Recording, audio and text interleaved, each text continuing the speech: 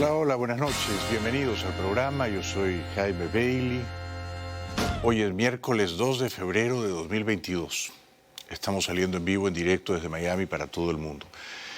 El presidente Trump está clarísimo, no cabe ya ninguna duda, quiere volver a ser presidente. Le digo el presidente Trump y no el expresidente Trump, porque en este país hay la tradición civil respetuosa de llamar presidentes a los expresidentes.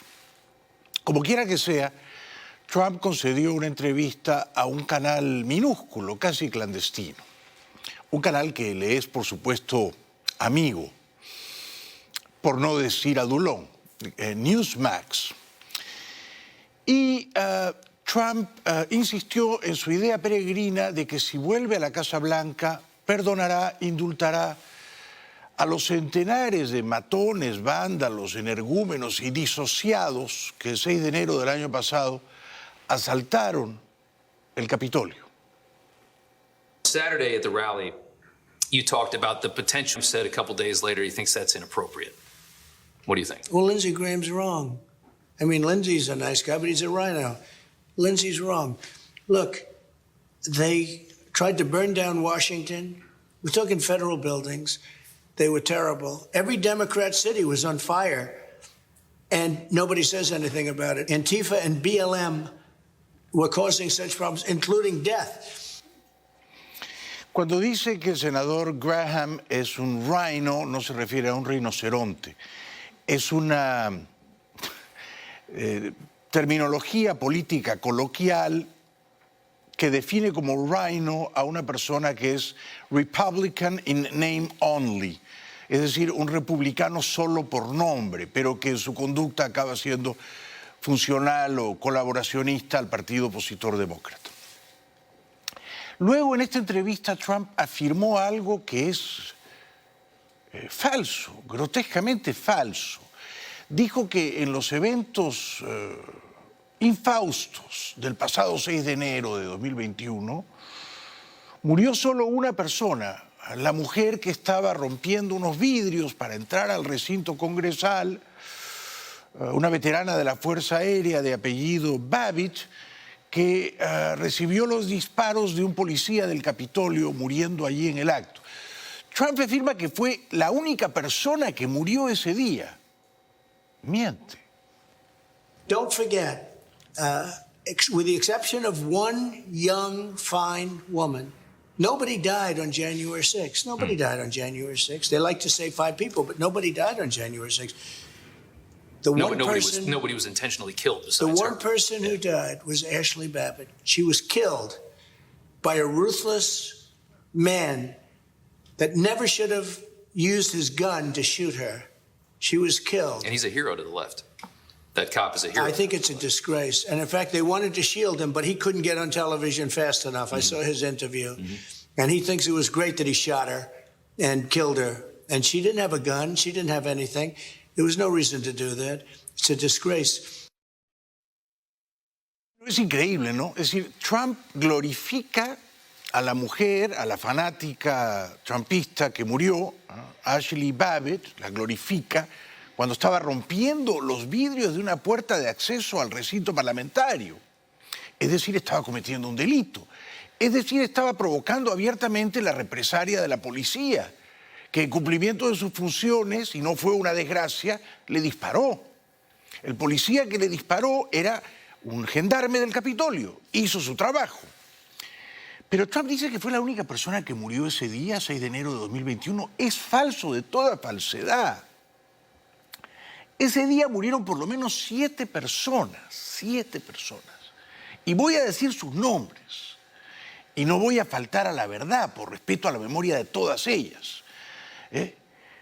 Primero, la señora Babbitt, que efectivamente recibió un disparo, pero lo recibió porque estaba rompiendo los vidrios de una puerta de acceso al recinto congresal y le disparó un policía del Capitolio. Murió también Kevin Greeson, partidario o fanático de Trump, le dio un ataque al corazón. Nadie lo mató. Él propició su propia muerte. Bien, pero murió, ya van 2 muertos, ¿no? Murió también Rosanne Boyland, partidaria o fanática de Trump. Nadie la obligó a estar allí. Ella fue instigada o asusada por Trump. ¿Cómo murió? La pisoteó la multitud, la arrolló la multitud, le pasaron por encima. Murió aplastada. Van 3. Murió también Benjamin Phillips, partidario o fanático de Trump. Nadie lo obligó a estar allí, eligió arriesgarse, meterse en esa turbamulta, en esa canalla, le dio un infarto. Van 4 partidarios de Trump que murieron ese día. 4. Una a baleada, otra pisoteada, 2 de infartos. Ahora vamos a los policías, porque es una absoluta falta de respeto que Trump diga que murió una mujer partidaria de él y no mencione a los policías que murieron. Bien, ese día no murió ningún policía, pero al día siguiente murió Brian Sicknick y murió como consecuencia de las heridas y las lesiones provocadas el 6 de enero por la turbamulta que lo pisoteó, lo linchó y lo aporreó. Murió al día siguiente, pero como consecuencia de lo que ocurrió el 6 de enero.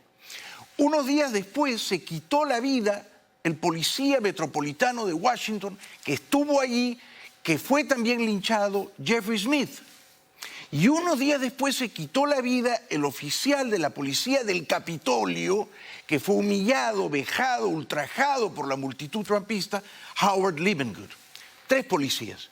No murió ninguno de ellos el 6 de enero, pero uno murió al día siguiente y los otros 2 se suicidaron días después. De manera que hubo por lo menos 7 muertes conectadas con esos eventos infaustos. Y es una absoluta falta de respeto a la verdad y a la memoria de las víctimas partidarias de él, pero sobre todo de las víctimas policiales, que Trump mienta con este descaro y salga a defender a sus matones presos. But she was the person that died. And they're not treating these people the same way. You don't see with all of the killing and all of the fires and all of the burning, including of federal buildings, they tried to burn down the courthouses. I stopped them in Minnesota, in Minneapolis. We sent in the National Guard. I'm not even supposed to be doing that. That's supposed to be up to the Democrat governor. These are all Democrat-run areas. But with all of that, you don't see anybody going to jail and being treated like these people. These people are being treated horribly. I would absolutely, because some of them are being treated very unfairly. Esa gente a la que él alude, o sea, su chusma, su canalla, su tropa de matones, trató horriblemente a la policía del Capitolio. Quienes fueron víctimas de un trato horrible fueron los policías del Capitolio. 3 murieron en conexión con esos eventos. Trató horriblemente a los senadores, al vicepresidente Pence, a los representantes que fueron a esconderse como conejos en los vericuetos del Congreso. Pero Trump exalta, glorifica, alaba a esa tropa de vándalos como si fueran patriotas. Dice que merecen un perdón y que el castigo que se ha impuesto sobre centenares de ellos que se han declarado culpables es desproporcionado. Yeah, I would absolutely give them a pardon The if things don't work out fairly. Punishments are out of proportion to the crime. Out of proportion, like 20 times out of proportion. These people are being persecuted, and the other ones, when they caught people who killed people, they want to give them the minimum sentence. They're out there fighting for a minimum sentence. No, it's a very unfair situation. Black Lives Matter, Antifa, and others, these radical left people. I mean, you have the vice president trying to bail everybody out of jail, but they weren't in jail very long. It was pretty easy to do. Yeah. And getting the bail was very easy. En este país, cualquier persona, sea de izquierda, de derecha, pro-Trump, anti-Trump, que agrede con palos y piedras y gases tóxicos a un policía, tiene que ir a la cárcel. En este país, cualquier persona que entra a las bravas, a saco, al Capitolio o a un recinto público sagrado como el Congreso, tiene que ir a la cárcel o se arriesga a que un policía le dispare en represalia. Ese es el imperio de la ley que Trump, con este discurso tan irresponsable e incendiario, está socavando, está dinamitando, al decir que no fueron culpables, que eran unos patriotas, que era gente de honor, gente que quería restaurar un fraude perpetrado contra él, todo mentira. Y entonces, esta propia gente ante la justicia se ha declarado culpable y ahora Trump dice que son inocentes. These people are in jail, in a horrible, disgusting, dirty jail, so bad that the court system, which is very left, is angry that people have to live like this. And some of these people are not guilty. Many of these people are not guilty. What they've done to these, and in many cases, patriots, they're soldiers, they're policemen, what they've done to them compared to what they've done to the other side, you know, you have to have equal justice, and this isn't equal. No. So I would absolutely be prepared, and Lindsey Graham doesn't know what the hell he's talking about if he says that, because you have to have equal justice. It's very, very unfair what's happened to this group of people. Por supuesto, el periodista de esa cadena es débil, es complaciente y está de acuerdo en todo con el presidente Trump. Y Trump afirma que el país está literalmente yéndose al diablo o al demonio bajo Biden. You live a great life. You're now, for the time being, a little bit out of politics. You go back into a little bit. But if you go back in, you get attacked again. Yeah. It costs you money. It costs you a tremendous amount of wealth to play this game with them. Sure. What is it? What drives you? I mean, the one thing I think everybody asks me, and the one thing I ask myself about you, because I watch you and I say, I've never met anybody that has that kind of drive, that has got to do stuff as much as you do. I mean, most people by your age just want to relax. Yeah. You want to go back into this war zone? I mean, you're flirting with it right now. You're not going to announce, and I understand that. But to go back into there, I think people would have to say you're crazy. Very simple reason. We have a great country that's going to hell, and it's going to hell very fast, and we're not going to have a country left. Yo no voy a defender a Biden. Biden ha resultado un presidente malísimo, desastroso, incompetente, ¿no? Pero tampoco creo que es cierto que el país se está yendo al demonio, ¿no? No. Y es más peligroso tener a un presidente que manda a su tropa de matones a asaltar al Capitolio que tener a uno que, bueno, es debilucho, es inhábil, se le dispara la inflación y no da pie con bola, ¿no? Yo creo que Trump, desde el punto de vista institucional del imperio de la ley, del respeto sacrosanto a la voluntad de la mayoría expresada en las urnas, Trump es un presidente sumamente peligroso. Pero claro, él dice que él ha sido el mejor de todos, el mejor de todos. And I did a great job. I did more than most presidents would do in 30 years between the taxes and the regulations and the business and everything else. Then we got hit with the COVID from China, and they got to pay something for that. They're going to pay something. Nobody could afford. You know, it's probably $60 trillion worldwide. That's really the damage, $60 trillion, not talking about all the death that they caused. But our country is going to hell, and we're going to make America great again. I sort of say it, I smile, but there's nothing to smile about because our country is going bad. Yo espero que Biden no sea reelegido. De hecho, espero que Biden ni siquiera tiente la reelección, que ya sería una osadía, ¿no? Y espero que su vicepresidenta tampoco sea elegida presidenta. Espero que los demócratas ofrezcan una candidatura mejor, más solvente. Pero al mismo tiempo espero que Trump no regrese a la Casa Blanca y que los republicanos nos ofrezcan una candidatura mínimamente decente, compatible con los valores republicanos, éticos, morales de este país. Trump no es una candidatura compatible cuando ensalza a los matones presos que atacaron a los policías y cuando dice que solo murió una persona, cuando murieron 3 policías como consecuencia de esa salvaje invasión al Congreso. Por supuesto, Trump dice que Biden es el peor de todos, ¿no? We're not going to have a country much longer if it keeps going. I don't think any president has done this damage.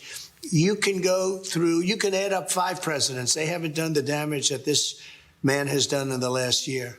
If you look at everything with the economy, the inflation, the COVID, the military embarrassment in Afghanistan, our military has gone down in the eyes of the public 70%. And our military is great. I knocked out ISIS, don't forget. I knocked out ISIS. We were told you couldn't do it. I did it in 2 months. We have great military. We have great generals, except for the television generals. They're stupid people. Y luego Trump anuncia que está vendiendo carísimo, además, un libro de fotos, de las mejores fotos de su presidencia. Él, por supuesto, me parece que no no le da la cabeza para escribir un libro de ensayos o una memoria sincera, conmovedora de sus 4 años en la Casa Blanca. Esto no lo va a hacer, ¿no? Él no va a escribir un libro. Lo que hace es reúne un montón de fotos en las cuales, por supuesto, él queda como un emperador, ¿no? Y publica el libro, y lo peor es que vende millares de copias a un precio exorbitante. Let's ask about the picture book real quick before we go. Yeah, Just sure. so you can, I mean, I love this that. book is actually incredible. These are pictures, you handpicked these pictures, you wrote the captions. Tell us just a little bit about it. So things are going so badly for our country that people were calling, can we have pictures? Can we have anything? Because, you know, while it was nasty with all the hoaxes and all the scams and everything else that these people created, Adam Shifty Schiff, all these crazy people, and Nancy Pelosi, crazy Nancy, while it was, you know, a very rough thing, people romanticize about our country because we were doing so well. And they said, could we do pictures? And basically it's a very beautiful, big picture book. Un libro de fotos. Y entonces dicen que han vendido ya 250.000 copias.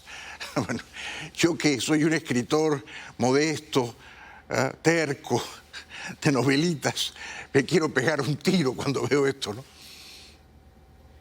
And we've done 250,000 copies, immediately sold out. Now we just ordered another 400,000 or 500,000. And guess what? It takes a while because you can't get the paper, you can't get the ink, you can't get the glue, You can't get anything. you can't get the leather. And the printer, who's great, he's supposedly the second largest printer in the country. He said to me, I've never had problems getting paper before. Now they can't get paper. Think of it, glue, ink, they can't get anything. En cuanto a Ucrania, y para terminar con esta suerte de soliloquio de Trump, él afirma que Putin le tenía tanto miedo que de ninguna manera se habría atrevido a hacer, estando Trump en la Casa Blanca, lo que ha hecho hasta ahora. No ha invadido Ucrania, claro, pero ha puesto más de 100.000 hombres en la frontera. Trump dice que esto no hubiera pasado porque Putin le tenía mucho temor. If in this situation, all of a sudden you were handed the gavel, you can run the whole situation, what exactly would you do today to fix it? Well, it's a tricky question because it wouldn't have happened. It wouldn't have happened. This was not even thinkable. And China wouldn't have happened. And what's going to happen with Taiwan now and lots of other problems. What do you think is going to happen? I think that after the Olympics, it'll be a very interesting period of time because they see the way we withdrew from Afghanistan, the horrible way, not the fact that we did, because I was the one that got it down to 2,000 soldiers, but we were getting out with strength and dignity and the equipment and no death. What happened is terrible, and the world watched, and they watch our borders where people are flooding into our country. We have no idea who they are, where they come from. And things are happening now that are very bad. I've never seen anything like what's happening to our country. Puede que en este punto Trump tenga la razón, lamentablemente. Yo sí creo que Putin va a entrar, quizá no va a invadir toda Ucrania, quizá no va a llegar hasta Kiev, quizá no va a deponer a Zelensky. Pero sí creo que va a invadir por lo menos la parte este oriental de Ucrania, ¿no? Lo que se conoce, la región que se conoce como Donbass, donde además ya tiene un montón de infiltrados y separatistas prorrusos, ¿no? Puede que también Trump tenga razón al decir que después de las Olimpiadas de invierno en China, Putin, por cierto, está viajando a Beijing para reunirse con el dictador chino Xi, los chinos entren a Taiwán después de que Putin entre a Donbass, en Ucrania. Puede que en esto tenga razón. But let's say right now Biden calls you up and says, I have no idea what to do here. Tell me what to do. What would you say to do in this project moment? strength. Yeah. He doesn't have any respect for our leadership. He doesn't have any respect for our country anymore. They respected our country, and frankly, they respected our leader a year ago. This was not something that was ever going to happen. Supply chain was never going to happen. Many things weren't going to happen. Inflation, when you look at that, you look at the crime rate in the cities, what's happening to Democrat-run cities. Yeah. But this was something in Ukraine that was never going to happen. This was not on the books. Una pausa. Al volver, el dictador venezolano Maduro insulta al rey de España, Felipe VI, y el dictador cubano Díaz-Canel vapulea verbalmente a Biden, olfateando su debilidad. También la última encuesta presidencial en Costa Rica, a pocos días de los comicios a celebrarse en ese hermoso país este domingo 6 de febrero.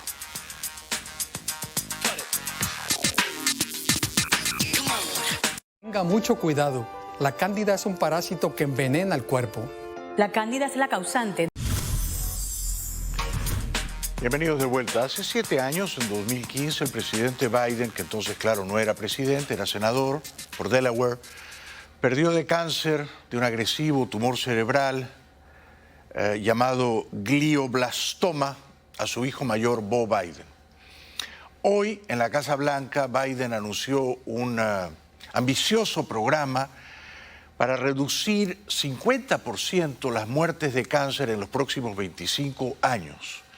Le va a dar al Instituto Nacional de Cáncer casi $2 billones. Promise you, we can do this. For all those we lost, for all those we miss, we can end cancer as we know it. I committed to this fight when I was vice president. It's one of the reasons why, quite frankly, I ran for president. Now that I am president, this is a presidential White House priority, period. Y es una prioridad, desde luego, porque queda la herida abierta de la muerte de su hijo mayor, que además sirvió militarmente en Irak, ¿no? Recuperado de esa herida, Biden encontró fuerzas, hizo acopio de coraje para meterse en la contienda presidencial que ganó el año 2020 en noviembre. Ahora dice que esto del cáncer tiene un feroz sentido de la urgencia para él, y es entendible, y lleva razón. And that's why today I'm proud to announce our plan to supercharge the cancer moonshot as a central effort of the Biden-Harris administration. It's bold, it's ambitious, but it's completely doable. Just as we harness the science to develop cutting-edge COVID-19 vaccines and treatments, we'll bring a fierce sense of urgency to the fight against cancer. The goal is to cut the cancer death rate in half in the next 25 years, at least by 50%. I will do my part on funding and using my authorities as president to break log jams and speed breakthroughs. I challenge and encourage all of you to continue to do your part.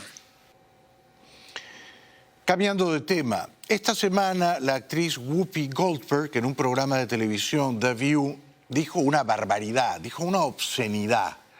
Dijo que el Holocausto no constituyó una persecución racial, sino que fue una cosa inhumana de blancos contra blancos. Debido a ello, la señora Goldberg ha sido suspendida apenas 2 semanas. 2 semanas. Un levísimo castigo por decir tamaña barbaridad. Truthful about it, because the Holocaust isn't about race. No, it's not about race. It is. It's, Well, they no, consider it's Jews about a different race. But it's not about race. It's not about Well, race. what is it about? Because it's about man's inhumanity to man. That's what it's about. The minute you turn it into race, it goes down this alley. Let's talk about it for what it is. It's how people treat each other. It's a problem. It doesn't matter if you're black or white, because black, white, Jews, everybody eats each other. Pero qué ignorancia, ¿no? Qué oceánica ignorancia histórica la de esta señora. Los nazis, señora, se consideraban una raza superior. Los nazis consideraban que los judíos eran una raza inferior a la que había que exterminar. Fue un genocidio racial. Fue un exterminio masivo de una raza que se creía superior a otra que consideraban inferior. Obviamente ese genocidio fue inhumano también de paso. Pero no fue una conducta inhumana de blancos contra blancos, caricaturizada de esa manera grotesca por una señora negra en la televisión a la que suspenden 2 semanas. 2 semanas. Increíble, ¿no? Y hemos visto este año, o el año pasado, cómo despiden de CNN a un muchacho, Chris Cuomo, solo porque trataba de ayudar a su hermano, el gobernador de Nueva York, Andrew Cuomo, caído en desgracia, ¿no? Y ahora resulta que el que lo despidió, el jefe de CNN, Jeff Zucker, tuvo que renunciar porque él tenía una amante que trabajaba en CNN. Bueno, digo todo esto porque el castigo que le han impuesto a Whoopi Goldberg es ridículo. Tendría que haber sido despedida por decir algo tan horrible, ¿no? Bueno, la televisión española se hace eco de este escándalo. Holocaust isn't about race. El holocausto no tuvo que ver con la raza, sino con la inhumanidad del hombre, es lo que dijo la actriz Whoopi Goldberg en la cadena estadounidense ABC. Y el aluvión de críticas no se hizo esperar, tanto que la decisión de la cadena ha sido suspender sus intervenciones durante 2 semanas por esos comentarios, asegura, equivocados e hirientes. La artista ha emitido un breve comunicado en el que reconoce su error y lamenta, dice, el daño causado. El daño causado. Increíble. Una cadena informativa demuestra que la gasolina ha subido en un año casi $1 por galón. This means higher prices at the pump, which move with a lag to oil prices. The national average for gasoline hit $3.40 a gallon today. That is up 6 cents in a week, almost $1 from a year ago. And closing in on the 7-year high that was hit last fall. That was $3.42 a gallon. That could happen at any point. Así están las cosas. En promedio, cada vez que un estadounidense llena su tanque de gasolina, ahora paga entre 15 y $20 más que hace un año o hace 2. El dictador venezolano Maduro insulta viciosamente al rey de España y a los conquistadores españoles.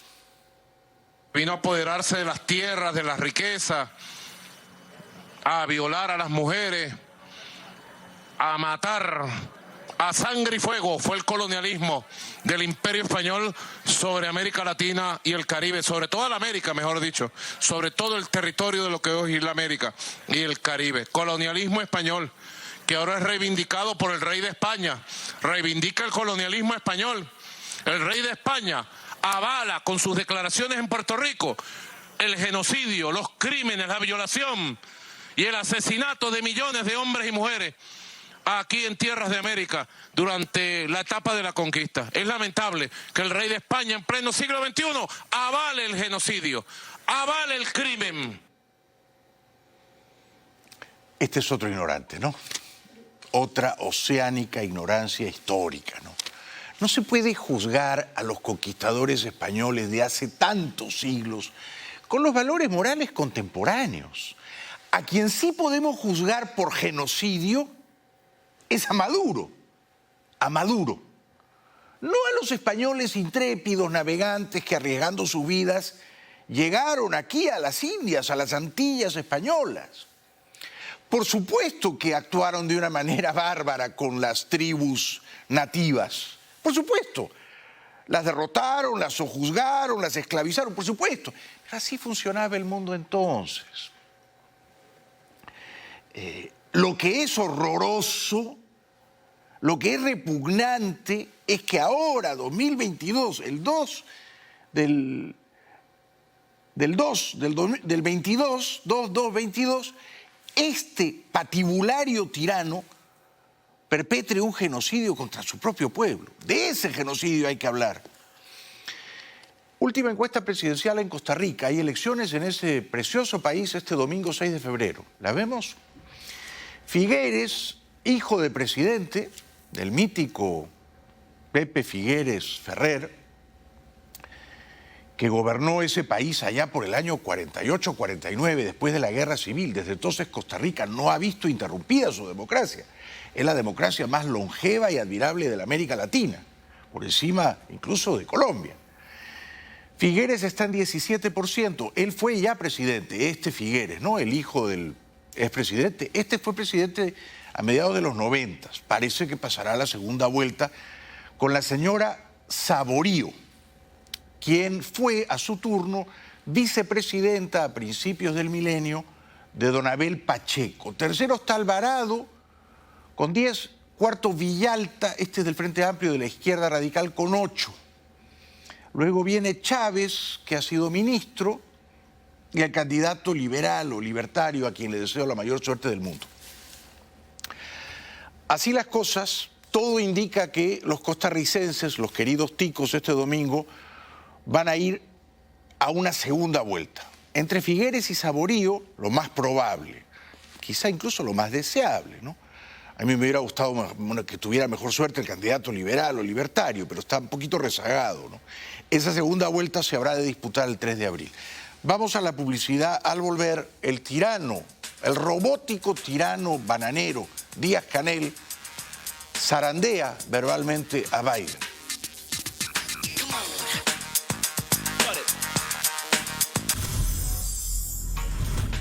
El cínico dictador cubano Díaz-Canel acusa a Estados Unidos hoy, en declaraciones desde la isla de Cuba, de cometer desmanes contra los derechos humanos. Qué morro, ¿no? Qué sinvergüenza tiene este Díaz-Canel. Yo creo que al gobierno de los Estados Unidos se le ha complicado la situación en América Latina y en el mundo ante los desmanes que ha cometido. Y empieza a buscar pretextos de cómo puede culpar a otros de los problemas que tiene en materia política exterior ese gobierno. Entonces ahora a nosotros nos tratan de culpar de todo lo que pasa en América Latina.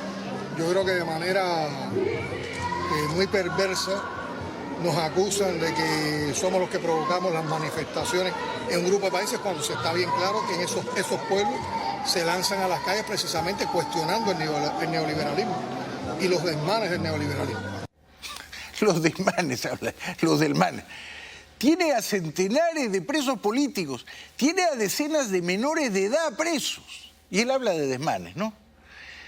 Este lagarto desalmado de Díaz-Canel, este caimán de estanque hediondo de Díaz-Canel, niega que su dictadura esclaviza a los médicos que mandan misiones al extranjero. Claro que los esclaviza.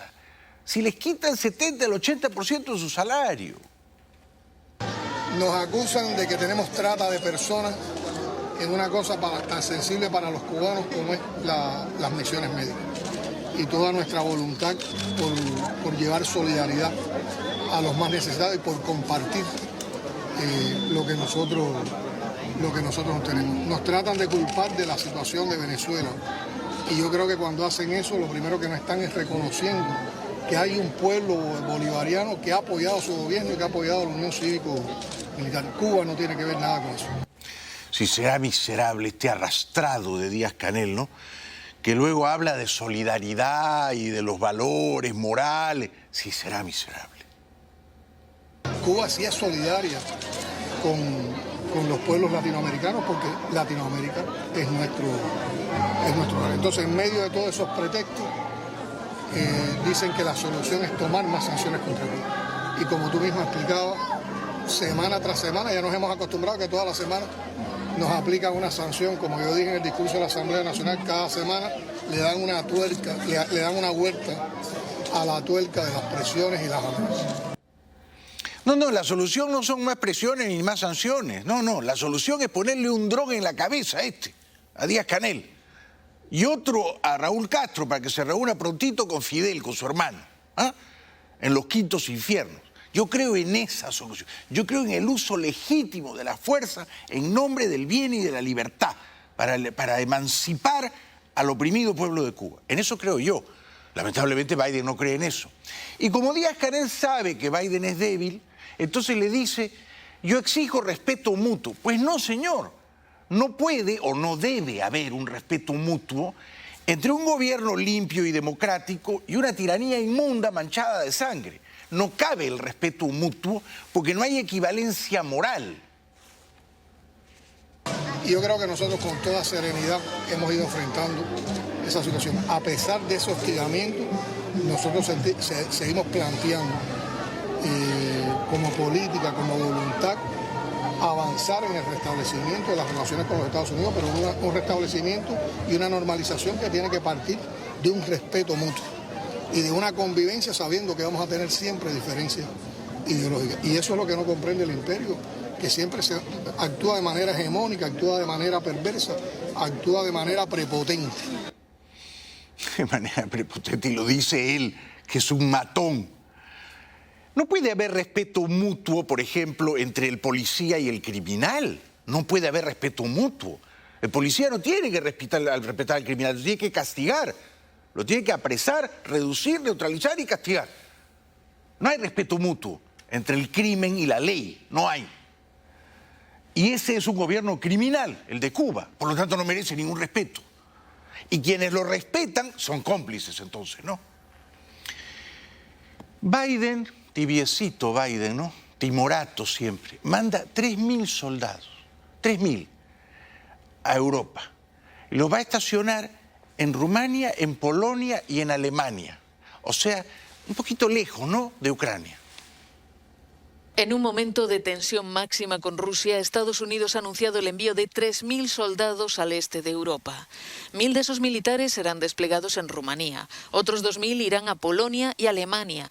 El portavoz del Departamento de Defensa, John Kirby, ha explicado que toman esa decisión porque la situación actual exige reforzar la postura disuasiva y defensiva en el flanco este de la OTAN. ¿Por qué ahora? Por un par de factores, dice Kirby.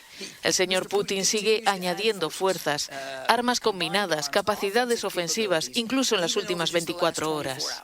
Sigue añadiendo tropas en el oeste de Rusia y en Bielorrusia, así como en el Mediterráneo y el Atlántico Norte. No ha dado señales de estar interesado en reducir la tensión. Pero Putin tiene 125, 127.000 hombres en la frontera. 127.000.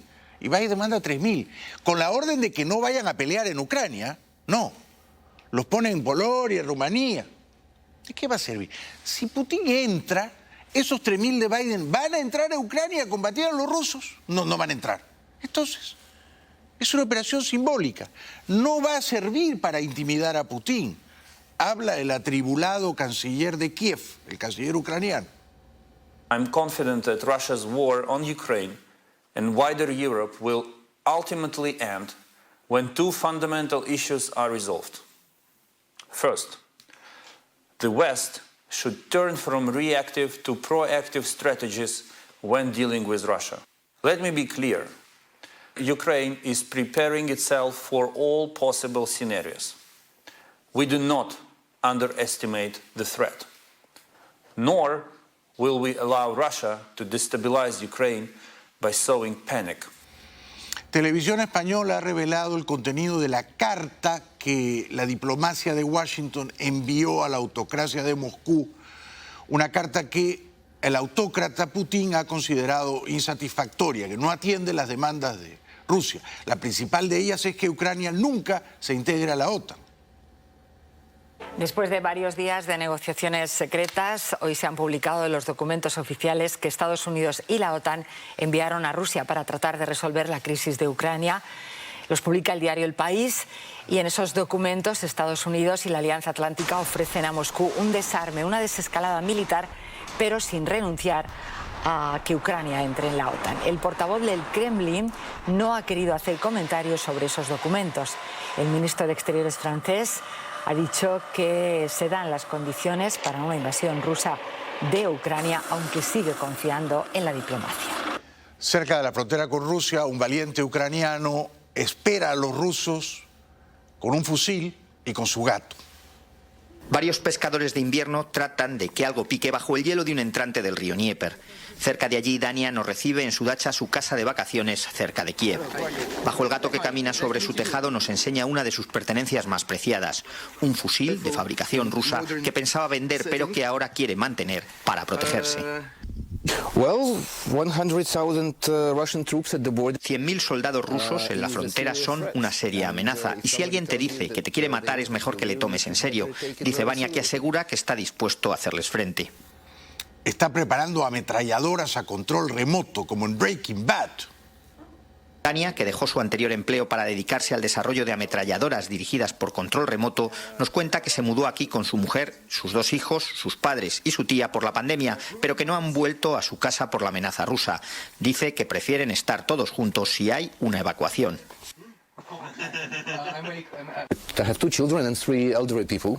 Tengo 2 hijos y 3 personas mayores a mi cargo. Primero los alejaré de la zona de combate, dice Dania, que asegura que luego él y su mujer se alistarán para combatir a los rusos. En Moscú, los rusos de a pie, el ciudadano promedio, ven la televisión y no saben qué creer, si entrarán o no a Ucrania.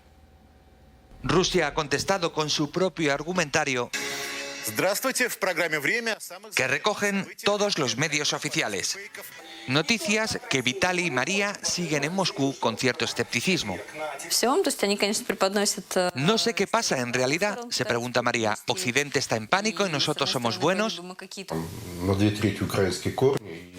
Habrá provocaciones. Los americanos saben hacerlo y nosotros podríamos responder, cree Vitaly. Según las encuestas, la mayoría de los rusos no quiere el conflicto, aunque más del 40% lo ve inevitable. En una clínica ucraniana, no muy lejos de la frontera con Rusia, tienen ya un refugio preparado, un refugio subterráneo. Esta es una clínica dental en Kharkov, a 40 kilómetros de la frontera con Ucrania. Pero si acompañamos a su dueño, Alexander, escaleras abajo encontramos un refugio antibombas.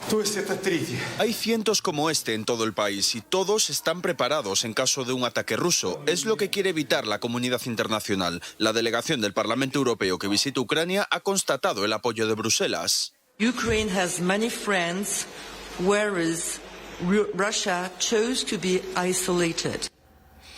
En una escuela en Kiev se prepara a los estudiantes para la guerra. Bombas mortíferas, munición y armas de fuego. No estamos en una instalación militar, sino en una escuela. Es un curso sobre minas antipersonas en la escuela número 259 de Kiev. Muestran a los niños explosivos de todas las formas y tamaños. Los menores se muestran curiosos. Todo esto es nuevo para ellos. El conflicto armado con los separatistas, respaldados por Rusia, dura ya años con la línea del frente lejos de Kiev. Si yo fuera Biden, le mandaría un mensaje, se lo diría personalmente a Putin, le diría, mira, si tú entras a Ucrania, yo no voy a ir a combatir contigo, pero yo voy a liberar, en este orden, Cuba, Venezuela y Nicaragua. Tú invades a los países limítrofes vecinos, bueno, yo en nombre de la libertad voy a invadir a los países gobernados por dictaduras con mano de hierro, dictaduras comunistas con mano de hierro. Entonces estaremos empatados, ¿ok? Tú te quedas con Ucrania, yo libero a Cuba, a Venezuela y a Nicaragua, y después seguimos hablando. Pero Biden no lo va a hacer, por supuesto. Ya regresamos.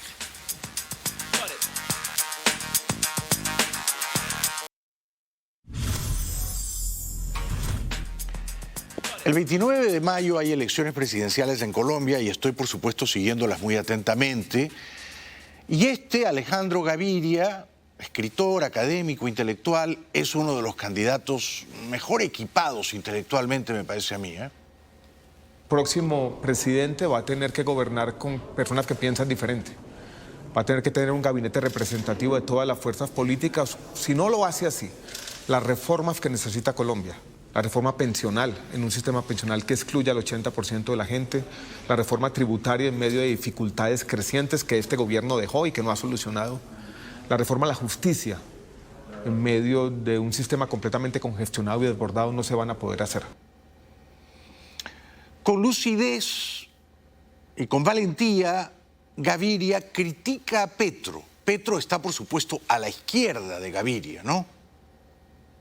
Yo considero a Gustavo Petro un candidato que ha sido capaz de articular cierto deseo de cambio y transformación, cierto discurso antisistema que pone el dedo en la llaga de algunas características de nuestro sistema económico y de nuestro Estado que son excluyentes, pero no lo considero un transformador de verdad.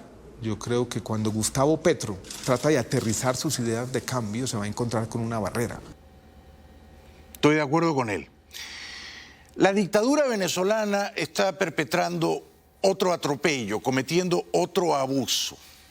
A aquellos que tienen la doble nacionalidad, colombianos y venezolanos, y que residen en Venezuela, los están despojando de su cédula venezolana. Ciudadanos que llevaban su vida de manera normal y gozando de los servicios de salud, ahora no saben cómo van a continuar con los tratamientos médicos que requieren. Al no tener EPS, pues ya él perdería también la nacionalidad, puesto que ya yo no tendría tampoco la nacionalidad. Perdería las terapias que en Venezuela son imposibles que él pueda recibir. Él tiene un déficit de crecimiento, el cual la comida en Venezuela tampoco va a poder ayudarme al crecimiento de él. Es decir, que cancelan las cédulas sin explicación ninguna. Los afectados aseguran no haber recibido respuestas de la registraduría sobre lo que ocurrió con sus documentos. A discrecionalidad de la registraduría, cancelaron las cédulas. Es como si hubiesen hecho de Tim Marín de Opening Way. O sea, no averiguaron quién eras tú, qué documentos tenías, nada. Simplemente la cancelaron y cuando están subiendo las personas les están diciendo que vayan a la notaría, que vayan, algunos les están diciendo que vayan a Venezuela. Esta situación irregular se da en plena contienda electoral y con el proceso de inscripción de cédulas para la presidencia aún abierto. Esto está ocurriendo entonces en Colombia, no en Venezuela. Esto está ocurriendo en Colombia. Yo había entendido mal el reportaje, ofrezco disculpas. Matan en Michoacán, México, a un periodista, Toledo, Roberto Toledo. Los narcos, seguramente. El medio para el que trabajaba Roberto Toledo asegura que habían recibido amenazas. El día de hoy, finalmente, estas amenazas se cumplieron. Toledo murió acribillado este lunes a las puertas de esta casa en Zitácuaro, Michoacán, donde estaban el medio para el que colaboraba y el despacho de abogados en el que también trabajaba. La Fiscalía Local mantiene abiertas las dos líneas de investigación, pero el portavoz del gobierno mexicano se ha apresurado a decir que no era periodista, sino abogado. En la web de Monitor hay noticias firmadas por Toledo, pero no será fácil conocer el móvil porque el 90% de estos crímenes no se resuelve. En un acto religioso, un hombre le gritó al Papa. Un día agitado en el Vaticano. Un hombre irrumpió a los gritos en la tradicional audiencia de los miércoles del Papa Francisco. Con su mascarilla en la mano y visiblemente angustiado y preocupado, el hombre repetía que la iglesia no es como Dios quiere. Mientras era conducido fuera de la sala por dos policías vaticanos y un guardia suizo sin oponer resistencia, el hombre gritó al pontífice: Dios te rechaza, padre, no eres un rey. Dios te rechaza, padre, tú no eres rey. Ya regresamos.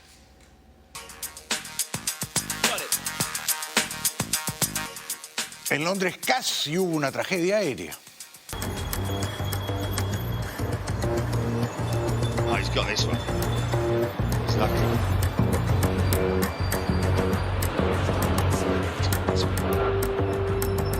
Yeah, he's got that.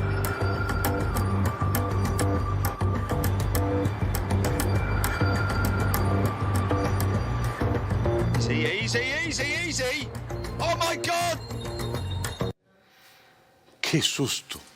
Gracias por hoy. Seguiremos conspirando mañana.